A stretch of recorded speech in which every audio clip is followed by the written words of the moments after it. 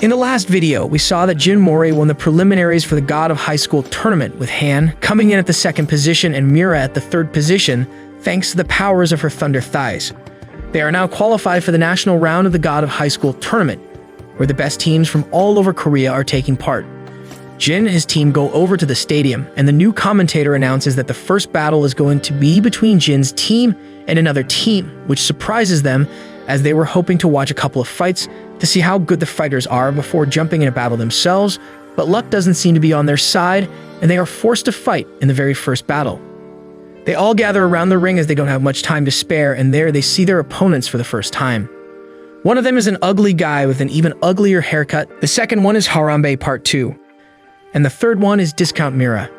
The commentator announces the rules of the battle, which are very clear. The fights will be one-on-one, and the first team to secure 2 victories out of 3 will be declared the winner and will move forward. The first match is going to be between Jin and the ugly dude. They both enter the ring while Mira tells Jin to be careful, but he is exactly the opposite of careful and is super confident because of an apparent secret technique that he has learned. Just before the battle started, Jin declared that he was going to use a secret technique that would release all of his latent energy, making him extremely strong. He then starts poking himself all over the body at the acupuncture spots that the old guy taught him in the park. After doing that, he assumes a fighting stance, which scares the ugly guy a bit, but then he notices that Jin is trembling and unable to move. It turns out that he ended up pressing all of the wrong pressure spots, which resulted in him being disabled. The ugly bastard took advantage of this and started beating the crap out of Jin and kicking him when he was down, while Mira and Han looked away in embarrassment. To everyone's surprise, the ugly guy is declared the winner, while Mira and Han carry the limp Jin away. Even the old man seems embarrassed and angry at Jin's lackluster performance, and now all of the pressure is on Han and Mira to win both of their fights, otherwise, they would be disqualified in the very first battle. Han enters the ring and his opponent is Harambe version 2, who is the oldest fighter by far in the tournament at the age of 38. They should name this tournament the God of Midlife Crisis for this guy. The battle begins, and they both start testing each other's strength from the very start. Han seems to have the upper hand as he dodges the gorilla's blow and counters with a big punch of his own before landing a 2-kick combo. Gorilla, however, is a brute and takes all that damage without any problems before grabbing Han by his belt, swinging him around the ring and throwing him in the sky. Han seems to be super confused as he doesn't remember buying tickets for the roller coaster, but he snaps back to reality once the gorilla punches him across the ring. Gorilla runs towards the other side of the ring, planning to end the fight then and there, but he has no idea that Saitama calls Han Big Daddy, and he emerges from the punch, delivering a massive punch, throwing him back before following with his combo. He starts punching the crap out of Harambe, but the brute has some endurance as he takes the beating before standing up again. Reminds me of my childhood, when my parents used to play this game on me. Han runs towards Harambe to attack him again, but this time this Sasquatch ends up using his chakra and hits Han with a mysterious hammer blast, which throws Han against the ring. Han, however, gets back up again and without a word starts running towards the Sasquatch again, who has pulled out a giant hammer from his ass and hits Han full force with it. Han, however, is an absolute Chad and takes the blow head-on before showing the Sasquatch why he is called the Big Daddy, and delivers a single punch to the giant hammer, which breaks it and knocks the brute out. Han is declared the winner, and now the tiebreaker match is supposed to happen between Mira and Walmart Mira. They both enter the ring for a face-off while both Han and Jin are getting treated by the nurse and her huge personality. They both engage in a classic sword fight, with neither of them giving way for the opponent to deliver any hits, but it seems pretty clear that Discount Mira is having trouble keeping up with our real Mira and her juicy chicken thighs. They keep clashing until Mira finds an opening, sweeps her cheap copy off of her feet, and hits her straight in the gut. Discount Mira looks over to his teammates and gets one last burst of inspiration before running towards Mira for another clash. This time, however, Mira is able to slice her wood in half, which is a very scary prospect for any of the guys. Discount Mira throws a hissy fit and uses her chakra, which creates a cheap light show and attacks Mira. Jin, on the other hand, is simply enjoying his sandwich because girls are temporary, but food is forever. The nurse with the huge personality asks both of them whether they are not worried about their friend, but Jin replies that Mira and her juicy thighs can never lose against this cheap imitation. Discount Mira uses her giant lightsaber and break Mira's wood this time, which is again a scary prospect for the guys, but Mira is a proud kitty owner, so she's not scared of her, and she jumps up to deliver a cool-looking kick powered by her thunder thighs, which knocks the maid in China out. Mira is declared the winner and her team qualifies for the next round.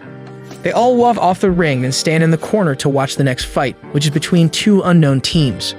The first match is between a green-haired sissy and a blue-haired sharp boy. The battle starts, and the sissy uses his tiny wand to create a flaming star in the air and throws it towards Sharp Boy. But he isn't impressed by his tiny staff, so he simply uses his giant shark to stab the sissy before ordering the shark to chew him alive. People in the audience seem to be disturbed by this when suddenly, the sissy's maid jumps in the ring and tries to attack Sharp Boy, only to get stabbed twice in the stomach and falls to the ground, unconscious. Daddy Shark moves towards the unconscious girl and starts using his feet to remove the heavy layer of makeup on her face, when Mira tells Jin that he cannot and should not go in the ring to save her, as this could mean their removal from the tournament. Jin, however, tells her that she could stop him, but who's going to stop Big Daddy? It turns out Han already jumped into the ring and kicked the Sharp Boy in the face, pushing him away from the girl. The Sharp Boy didn't seem to expect the kick, but nonetheless decided to go through with the fight. They both run towards each other, but the commentator jumps in at the last moment and stops them both, telling them that any further action might result in disqualification. The sissy takes advantage of this distraction and uses electric magic to shock the Sharp Boy, but he simply swipes the attack away before running in with a massive punch and then using his special chakra to create another massive shark, which simply shreds the sissy with its teeth. The winner of that match is Sharp Boy and his team, while Han gets suspended from fighting in the next match. Mira shouts at him for doing something so stupid, but stops to watch the fight between a very strong fighter named Park Il-pyo. Il-pyo's team seems to be on the back foot as the first fighter from their team loses the first bout. Il-pyo, however, cheers him on and tells him not to worry as they will win. The next match is between a female Goku and a big brute in army uniform. Il-pyo tells her to take care and to use his momentum against him. Goku tells him to shut up and goes in for the fight.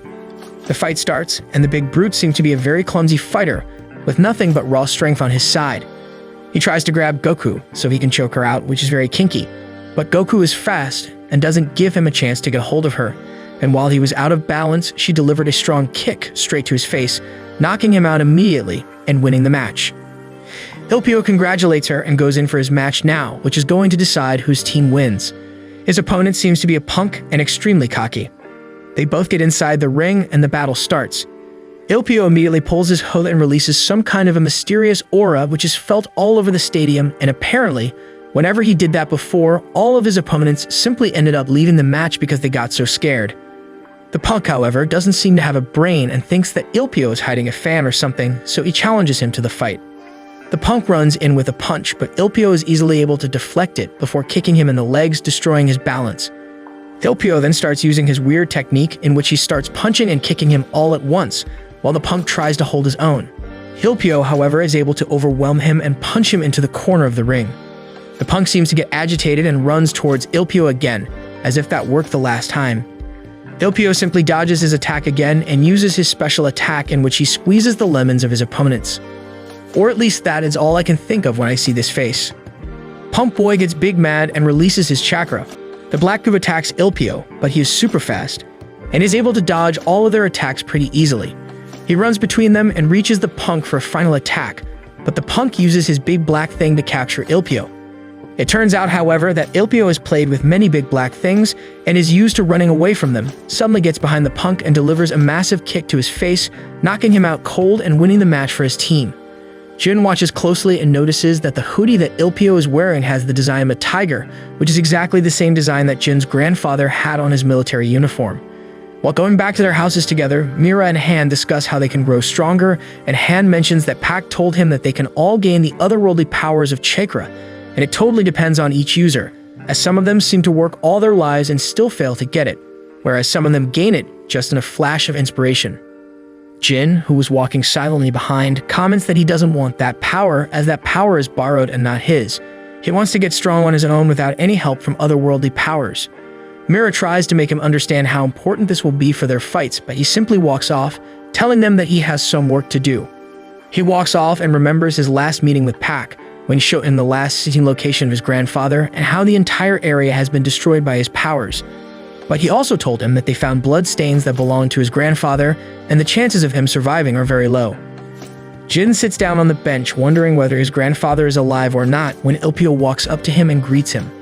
He extends a hand of friendship, and as soon as Jin grabs his hand, Ilpio grabs him and starts attacking him with countless punches and kicks, claiming that he has been watching Jin since the preliminary rounds and has wanted to fight with him ever since. He tries to land a kick, but Jin blocks it. However, to his surprise, Ilpio reverses his block and jumps on top of him, but stops just before landing the final blow. Jin asks him why he stopped, but Ilpio replies that he can ask the same question, as we see that Jin was ready for a massive kick in the head.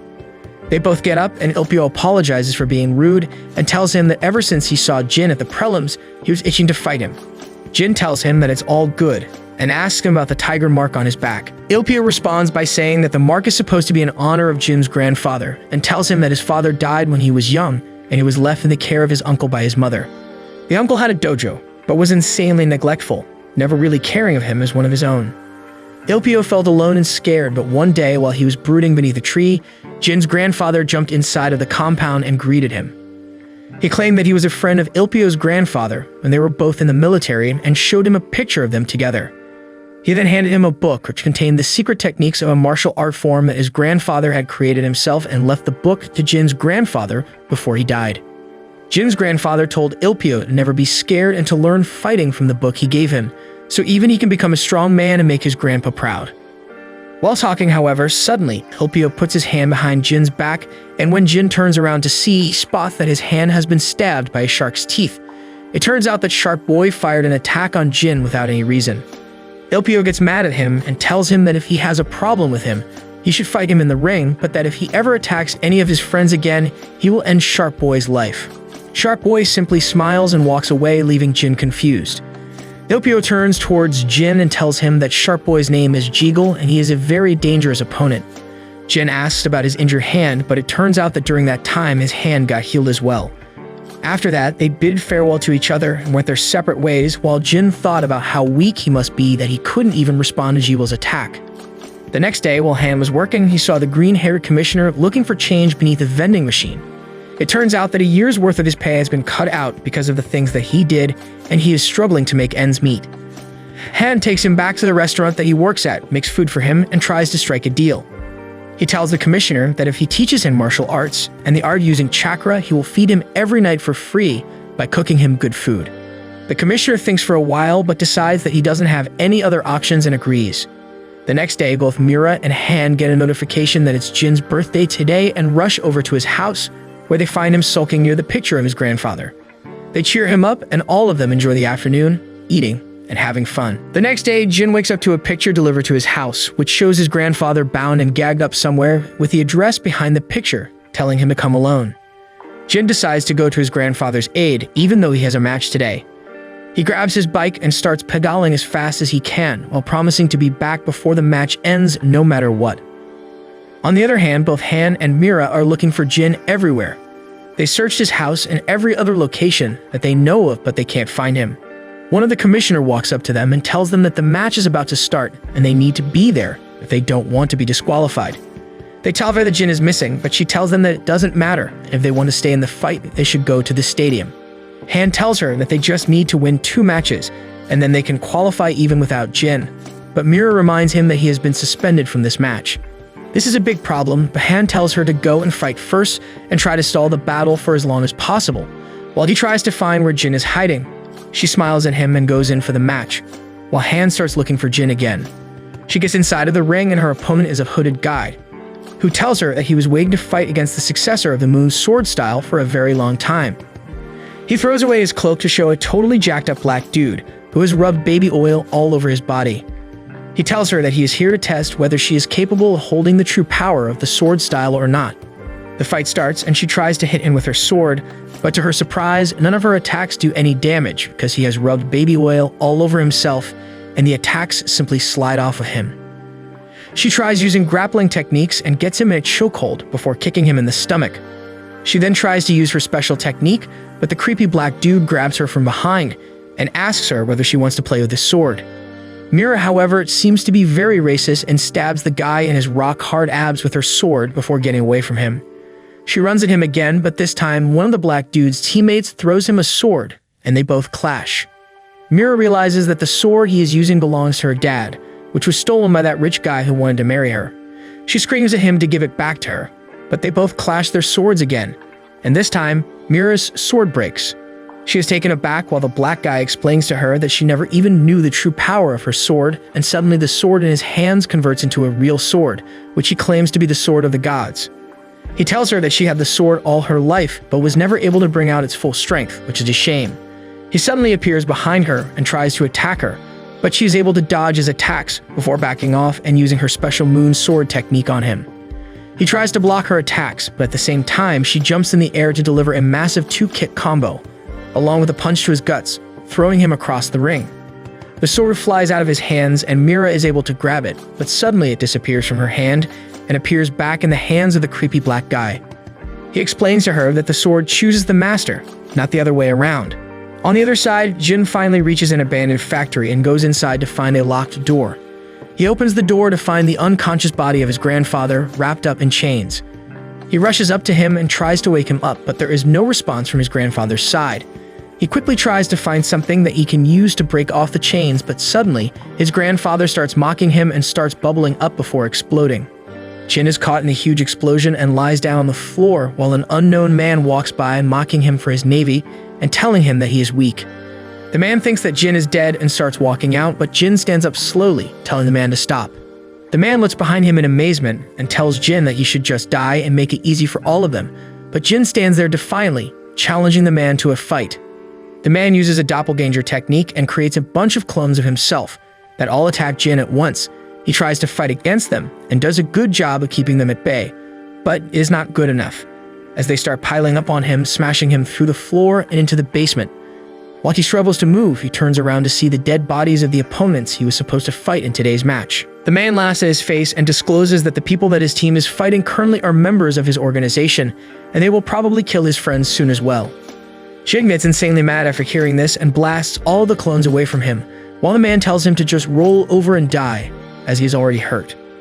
Jin, however, looks him straight in the eye and uses an acupuncture technique on himself, which will make him numb for the entirety of the fight so that he cannot feel any pain. Inside the stadium, the creepy black dude slashes at Mira again and again without giving her a break, while she simply tries to dodge all of his attacks until she gets stabbed by him straight in the stomach. He then kicks her before punching her to the ground. He walks up to her and grabs her by the ear before slapping her across the face and then punching her again inside her wound.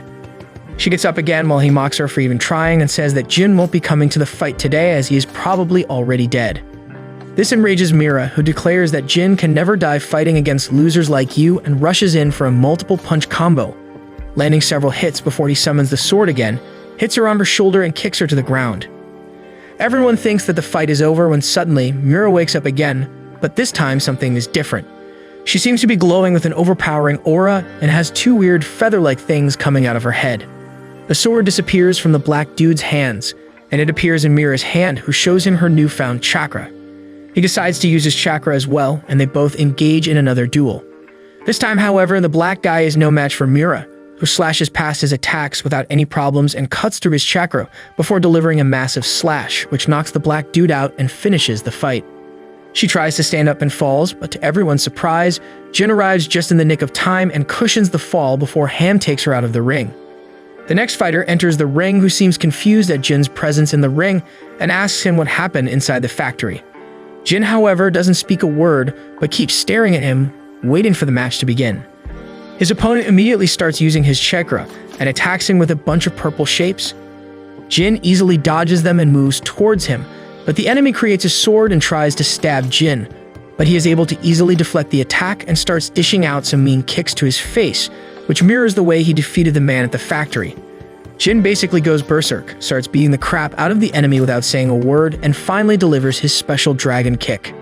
The guy is somehow able to withstand it, but Jin modifies his technique into twin dragon kicks and uses it again on him, defeating the man immediately and winning the match for his team. After the match, Pak takes all three of them into his chamber, where he informs them that the opponents that they fought were not other high school students but members of a secret society of assassins called Nox. Jin is very confused as to why this is happening and asks Pak about it. He explains that these people worship a demon god and do not acknowledge the existence of any of the other gods. They are hell-bent on destroying these other gods, and that's why they are targeting the students from the God of High School Tournament and the organizers. The students and the organizers use chakras, which are basically powers borrowed from other lesser gods, and until these people exist, Nox can't deny the existence of these gods. I guess it is a modern crusade.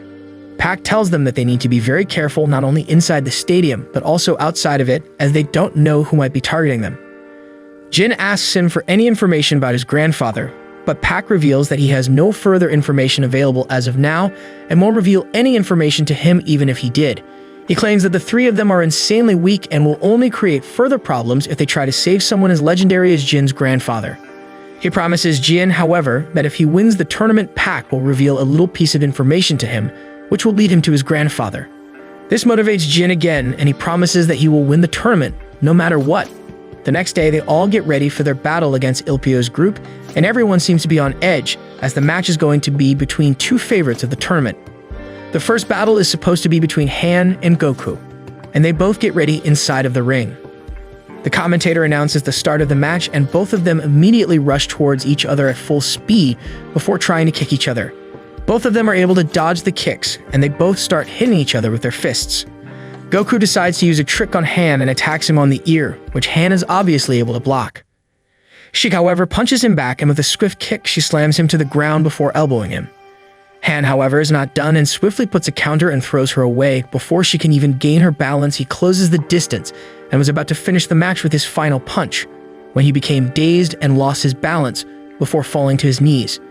Ilpio explains that the first attack that she landed on his ears, even though it got blocked, it was able to do enough damage that he was knocked off balance, and it will probably take a couple of seconds before he regains it. Goku immediately decides to land an axe kick on his head, but at the very last moment, he moves his head out of the way, taking the brunt of the damage on his shoulders instead. To her surprise, however, he gets up and pushes her away before punching her thighs and kicking her in the abdomen, sending her flying away. The referee starts the countdown, but Goku decides to get back up and rushes towards Han for one final attack. She jumps in the air to land a kick, but Han decides to show her why he is known as the Big Daddy to Saitama and lands a devastating punch, sending her flying away and winning the bout.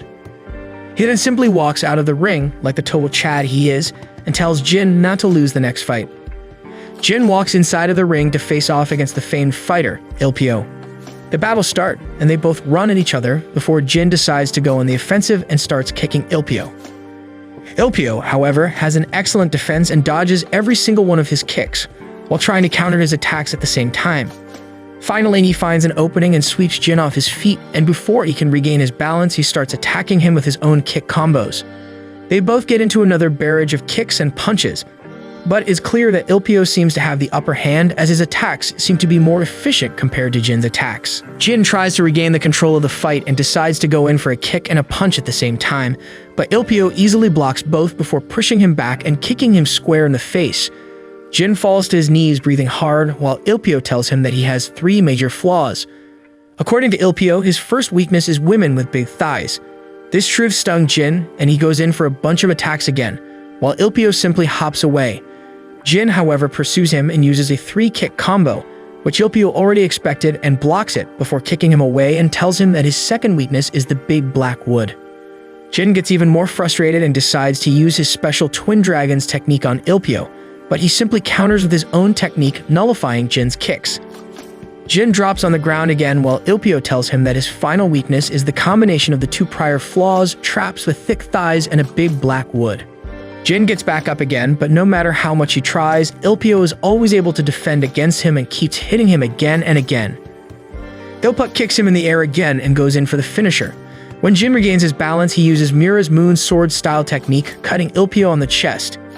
Ilpio is surprised but decides to press on with even more attacks, hitting him with a kick, but Jin again retaliates by 2 sword strikes on the chest, making him bleed.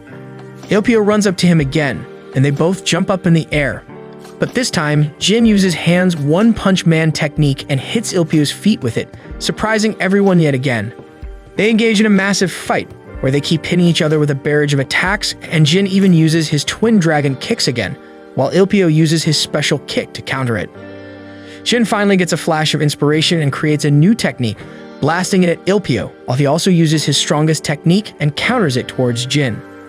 The attacks clash in the middle, but as the dust settles, we see Jin still standing while Ilpio is down on the floor. Before the winner could be declared, however, Ilpio gets up once again, while a bunch of light surrounds him completely.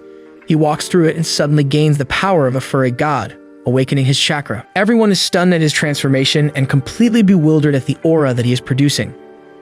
Jin, however, doesn't seem to be bothered too much or scared for that matter. He is even more excited to fight his stronger Ilpio. Ilpio clearly tells him that at the level that they are currently at, he cannot win, but that doesn't matter to Jin as he starts devising a plan of attack and starts moving towards Furry Ilpio really slowly. Furry Ilpio commends Jin for using his brain instead of reining straight in, but suddenly, with a burst of speed, Jin rushes towards Furry Ilpio and starts punching him. To his surprise, however, all of his punches are blocked by an invisible barrier, and suddenly, Furry Ilpio becomes Goku and uses instant transmission to appear behind Jin, before punching him straight into the air. Furry Ilpio then starts punching and kicking Jin while he's in the air, hurting him badly as he falls to the ground. Jin, however, is on drugs and gets back up again to attack Furry Ilpio, rushing towards him at full speed. Furry Boy immediately punches him, but to his surprise, Jin has learned the art of instant transmission as well and appears behind him before trying to kick him. Furry Ilpio, however, is done with his bullshit and rushes at him, delivering a massive gut punch, knocking him down on his knees. Jin, however, is seriously high on some cardboard as he still doesn't give up. Furry Ilpio, however, seems to be shaken as his mortal body cannot contain the powers of a furry god. He shakes it off, however, as Jin decides to rush at him again. Furry Ilpio uses his special skills to conjure 2 more furries to attack Jin, but Jin isn't a degenerate, so he instantly kills those furries and gets into a close-quarter combat fight with Furry Ilpio. They end up having a long back-and-forth of punches, attacking and counter-attacking each other, before Furry Ilpio lands a punch to his face. Jin, however, is unfazed by it and runs at him again, and their fists clash. They get enveloped by a massive fiery tornado created by Ilpio as he summons 100 of his furries to attack Jin, before telling him that the fight is over. Jin, however, says "psych bitch," and his eyes turn blue as he taps into his chakra, totally destroying all of his furries before getting into a standoff once again. Furry Ilpio thought that if it didn't work once, it should work on the second try, so he summons another batch of fresh furries and sent him to Jin, but he is tired of these degenerates and uses a single punch to kill all of them. And the power of that punch sends Ilpio flying, who converts back to his human stage and then is crushed by a massive hand, back onto the ring, knocking him out.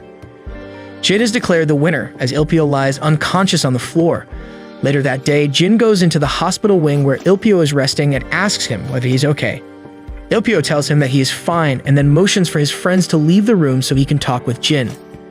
Jin reveals to him that he is worried about his grandfather and doesn't know whether he is okay or not, and tells him that Pac has promised him information if he wins the tournament. Ilpio tells him that the finals will be against Sharky's team and he is a very dangerous opponent, but if Jin fights like he did against him, he should have no trouble making shark fin soup out of him. PETA, please forgive me for that joke. Jin goes out with Han and Mira to talk when they all suddenly notice something wrong with the sky. It is suddenly announced that the God of High School tournament is cancelled as they watch a mysterious being emerge from the sky towards the ground, while various small weird-looking flying things are roaming and destroying everything. Did we get Ice Cake's The Age of Ultron? All of them go down to see what's happening when they suddenly hear a loud noise and notice that Jeagle and Ilpio are fighting once again. Ilpio is transformed into his furry form and seems to have the upper hand as he beats the crap out of Jeagle, who can't do anything but take the beating. While Furry Ilpio was distracted, Jeagle used his special ability to conjure a wired-looking monster that gobbled Furry Ilpio up. Jin watches in horror as the monster becomes a ball, which starts floating in the sky before it bursts, and an unconscious Ilpio falls down to the ground, alongside a weird-looking thing, which is supposed to be an ultra-powerful object known as the Key. Jeagle immediately uses his weird body tongue to try and grab it, but the flying robot thingy grabs it before flying away. The Key is then grabbed by a homeless-looking man who attacks the flying thingy, and after going from one person to another, it lands on a white-haired dude who seems to be the main villain, who is bringing this catastrophe. He gets extremely excited to finally get his hands on the famed key, but Jin simply bitch slaps him from behind and grabs the key, just because everyone was trying to get it.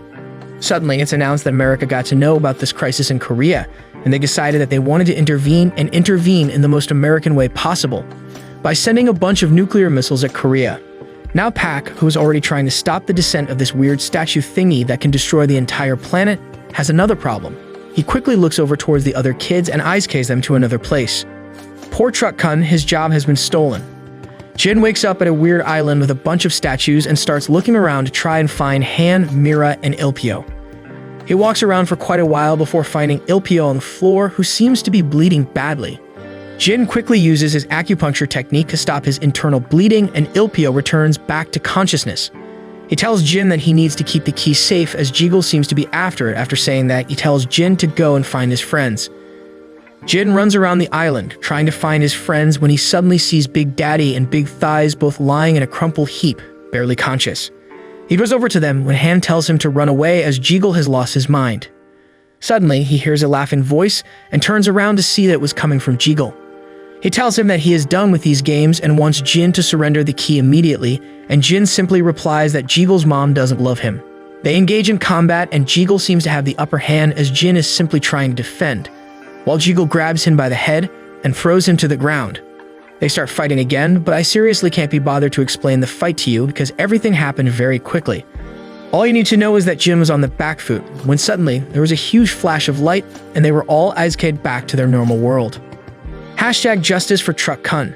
Jin opens his eyes and looks around to see a post-apocalyptic scene where everything is destroyed and a huge creepy-looking statue lying on the ground. Jeagle, however, is still hell-bent on getting the key and grabs Jin in the air before using his tentacles to get into his pants. He retrieves the key from his pants before using his stomach to eat it. Man, this guy is so weird.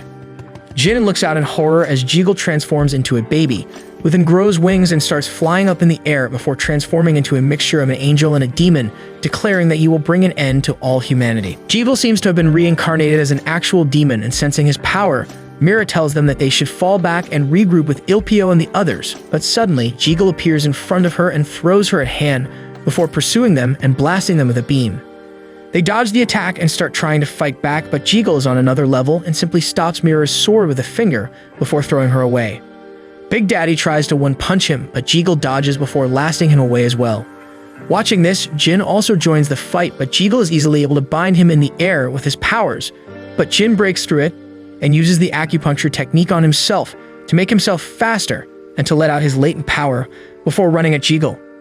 They get into a massive fight, which I am too lazy to go over, but at the end, Mira and Han again join the fight together, but Jeagle is able to dodge or block all of their attacks before sending them on the run as he blasts them with magical beams from above. He summons a bunch of dudes that capture Jin, but Mira defends him and starts running when Jeagle blocks their path and sends a magical spear at them. Big Daddy comes to the rescue, however, and blocks the attack with his body before telling them to run, but this makes Jin angry, who suddenly taps into his chakra again, summons a giant staff and runs at Jeagle with an insane speed, matching him in strength and surpassing him in agility, landing multiple hits on him, but Jin is finally able to overpower him and calls upon a bunch of lightning strikes on Jeagle, totally destroying him as he reverts back into a pathetic human, knocked on the ground. They all sit down thinking this is all over, but Jeagle wants even more screen time, so he converts into a grotesque demon and starts attacking them. Ilpio also arrives at the scene, and all of them together begin an all-out assault against Jeagle, trying to destroy him completely using their chakra. Jin finally uses his dragon kick to summon a huge dragon, which clashes with the monster, but doesn't seem to hit it in the core, so he pushes on forward and uses the twin dragon technique, which bursts through the monster, destroying it completely. They'd all sit down again when suddenly a woman arrives and hits Jin on the head, telling him off for all the destruction he caused. She tells him that he has been crowned the winner of the tournament, and she is the one who will grant any wish that he wants. The only thing that she cannot do is bring people back from death, but other than that, everything is fair game. Jin immediately tries to ask her to bring his grandfather back, but stops as he looks behind to see the tattered group of friends that he has and Ilpio's friends as well, who have all lost their limbs. He decides to do the selfless things and asks her to heal all of the contestants completely, whoever got hurt in the tournament, and she uses her magic to heal every single person completely. Jin seems to be happy, but then collapses out of exhaustion. He wakes up in his own room and looks around to see both Han and Mira cooking in the kitchen, who seem to be very happy to see him awake. They tell them that he has been sleeping for 3 whole months and that they have been caring for him during this time. Jin gets emotional thinking that he has such good friends before they all sit down on the table to have dinner. That's it for this video. Make sure to like and subscribe and watch this next video on screen.